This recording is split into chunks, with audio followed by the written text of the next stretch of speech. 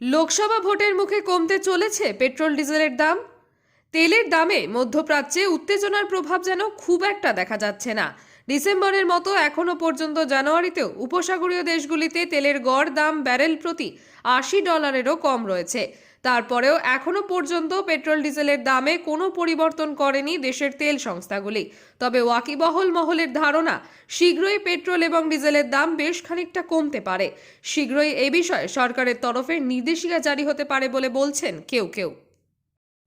এদিকে আন্তর্জাতিক বাজারে অপরিশোধিত তেলের দামের ওঠানামার ওপরে নির্ভর করে ভারতের বাজারে পেট্রোল ডিজেলের দাম। তবে সেই দামে বিগত কয়েক মাসে বিশেষ কোনো পরিবর্তন হতে দেখা যায়নি। দেশের মেট্রোপলিটন শহরগুলিতে পেট্রোল এবং ডিজেলের দামের শেষ বড় পরিবর্তন দেখা গিয়েছিল বছর খানেক আগে। সে সময় দেশের অর্থমন্ত্রী নির্মলা সীতারামন পেট্রোল ডিজেলের দামের ওপর কর কমিয়েছিলেন। এরপরে কিছু রাজ্যকে আবার ভ্যাট কমাতে বাড়াতে দেখা গিয়েছিল। বর্তমানে কলকাতায় পেট্রোলের দাম ঘোরাফেরা করছে 100 টাকার উপরে, ডিজেল বিকোচ্ছে 92 টাকার উপরে। কোন শহরে কত দাম?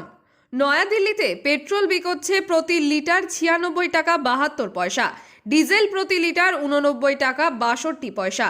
কলকাতায় পেট্রোলের দাম প্রতি লিটার 106 টাকা 3 পয়সা এবং ডিজেলের দাম 92 টাকা 76 পয়সা। মুম্বাইয়ে পেট্রোলের দাম প্রতি লিটার 106 টাকা 31 পয়সা এবং ডিজেলের দাম 94 টাকা 27 পয়সা প্রতি লিটারে। চেন্নাইয়ে পেট্রোলের দাম 102 টাকা 63 পয়সা এবং ডিজেলের দাম 94 টাকা 24 পয়সা প্রতি লিটারে।